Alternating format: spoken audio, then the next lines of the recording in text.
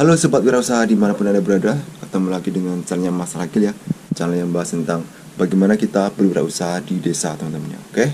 Nah, pada video kali ini saya akan bahas tentang bagaimana kita caranya membuat harga jual eceran di toko kita teman-teman ya. Khususnya buat pemula ya, mungkin masih bingung ataupun masih bertanya-tanya sebenarnya gimana sih yang menjadi pedoman kita dalam membuat harga jual eceran di toko kita teman-teman ya. Karena kita mungkin takut nanti harga yang kita buat itu nanti kemahalan ataupun tidak sesuai dengan prosedur pasar di daerah kita teman-teman ya. Untuk itu terus simak videonya Mas Ragil sampai selesai. Jangan lupa untuk subscribe, like, dan share. Oke, salam wira usaha.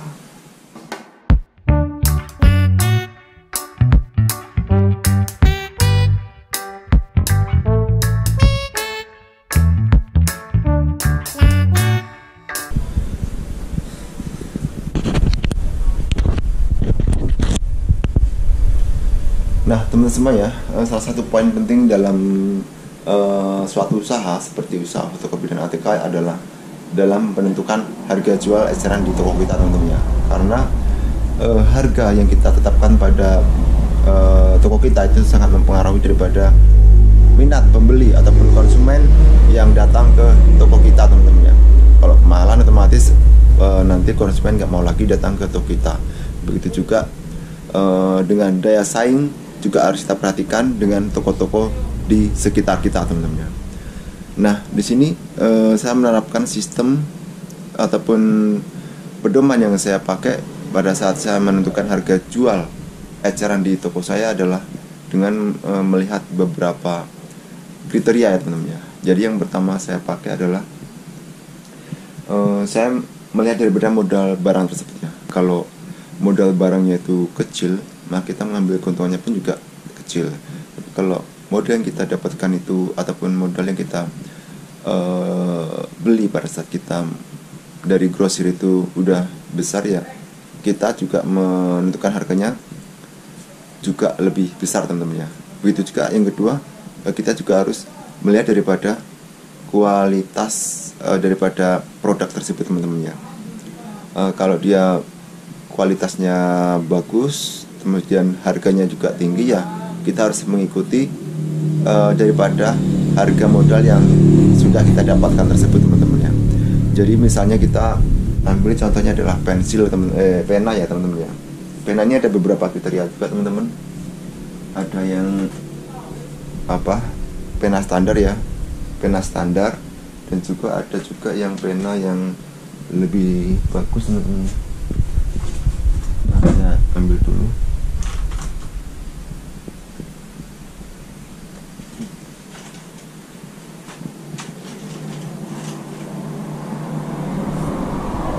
Nah, jadi di sini ada beberapa kriteria pena teman-teman ya. Ini ada pena yang standar, ini pena standar. Kemudian ada pena yang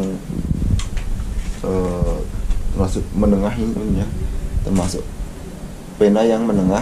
Kemudian ini pena yang lumayan cukup bagus ya, ataupun mahal ya dari segi kualitasnya. Kemudian saya mulai dari yang pena standar teman-teman ya. Jadi pena standar ini kan kita dapatkan modal dari grosir itu 15.000 satu pak teman-teman ya. Jadi kalau 15.000 satu pak, isi satu pak ini adalah satu lusin atau 12 buah teman-teman. Jadi kalau kita hitung pakai kalkulator teman-teman,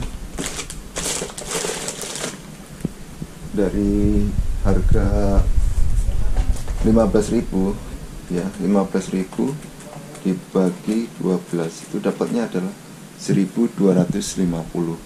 Jadi untuk jual ecerannya saya patokkan harga Rp2.000 satu biji teman-teman. Jadi kita mendapatkan keuntungan sekitar Rp750 satu bijinya teman-teman. Tapi kalau untuk pembelian yang banyak ya harganya beda lagi teman-teman ya. Jadi kalau untuk per paknya ini kan kita dapat modal 15.000. Jadi kalau kita jual per pak kita ambil untung 5.000, jadi sekitar 20.000 ya teman-teman. Kita mendapatkan untung Rp5.000 per paknya ya teman-teman. Kalau dihitung secara per buah. Jadi kalau 2000 per buahnya dikali 12 itu kan 24.000, sedangkan per paknya itu 20.000. Jadi pembeli itu masih mendapatkan keringanan Rp4.000 ya.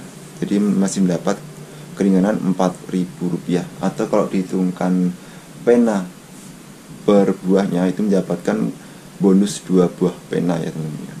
Jadi ini untuk harga yang pena standar. Kemudian untuk harga yang menengahnya ini saya per buahnya itu modalnya adalah 5.500 teman-teman ya. Jadi 5.500. Kemudian berarti satu paknya jadi 12 kali 5.500 sama dengan 66.000 teman-teman. Jadi satu paknya 66.000. Kemudian kalau kita jual eceran itu modalnya 5.500, saya jual dengan harga 5.000 teman-teman ya. Jadi mendapatkan keuntungan 2.500 per buahnya. Jadi kalau kita jual eceran satu pak itu kita total mendapatkan keuntungan 2.500 kali 12. Jadi sekitar 30.000, atau kita mendapatkan keuntungan dari separuh modal kita membeli per pak ini tadi teman-teman ya. Jadi kalau per buahnya kita mendapatkan keuntungan 30.000, kalau modal kita membeli ini adalah 60.000. Jadi kita mendapatkan keuntungan separuh harga daripada modal membeli pak satu pak di grosir ini teman-teman ya. Kemudian untuk yang ini harga yang lebih mahal ini teman-teman ya, saya mendapatkan modal ini per buahnya adalah 15.500.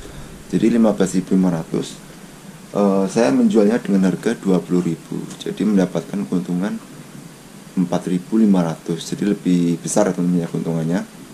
Jadi kok ini 15.500 kali 12 itu kita modal pokoknya adalah 186.000 teman-teman. Ini kita beli pena ini satu paknya modalnya adalah 186.000 rupiah. Kemudian dari 4.500 keuntungan kita dikali 12 sama dengan 54.000 teman-teman. Jadi dari modal kita yang 184 tadi kita mendapatkan keuntungan 54.000 rupiah teman-teman ya. Nah kemudian untuk per paknya ini kan karena harganya memang sudah mahal teman-teman ya, 15.500 kali 12 itu 186. Jadi itu kita bisa jual dengan harga keuntungannya kita ambil sekitar 10.000-an teman-teman. Jadi sekitar 194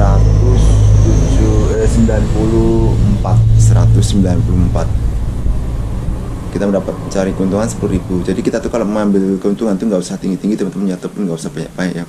Yang penting barang yang ada di toko kita tuh bisa berputar ya, ataupun perputaran barang di toko kita tuh bisa cepat ya teman-teman ya. Kalau kita terlalu lambat otomatis menumpuk ya.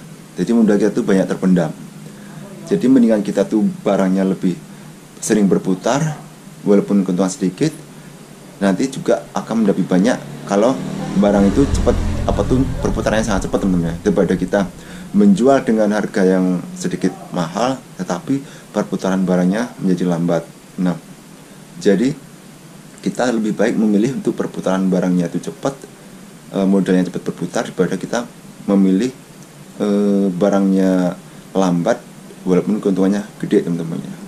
Jadi semakin bagus perputaran ataupun barang di toko kita, maka kondisi keuangan juga akan selalu berputar ya teman-teman ya. Jadi kita mendapatkan keuntungan dari seringnya perputaran barang di toko kita ya.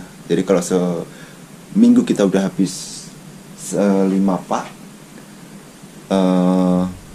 dibandingkan dengan kita seminggu cuman menghabiskan 2 pak ataupun 3 pak ya. Jadi kita masih mending untuk menghabiskan 5 pak dalam 1 minggu daripada kita menghabiskan 3 pak dalam 1 minggu dengan jumlah keuntungan yang lebih banyak dengan yang perputarannya 5 pak teman-teman ya. 3 pak keuntungan gede tapi cuma 3 pak Dan dibandingkan dengan yang keuntungannya kecil dengan 5 pak, itu lebih besar keuntungannya yang 5 pak dalam tempo 1 minggu ya teman, daripada yang 3 pak dalam tempo 1 minggu teman. Jadi seperti itu teman-teman, kita lebih bagus mengutamakan perputaran barang kita menjadi cepat dibandingkan kita memendam barang dengan membuat harga yang lebih besar. Oke. Nah teman-teman, saya mungkin itu aja untuk share video kali ini tentang bagaimana caranya menetapkan harga jual eceran di toko kita. Mudah-mudahan bisa bermanfaat buat teman-teman semua sama wirausaha. Oke, jangan lupa untuk subscribe, like, dan share. Oke, salam wirausaha.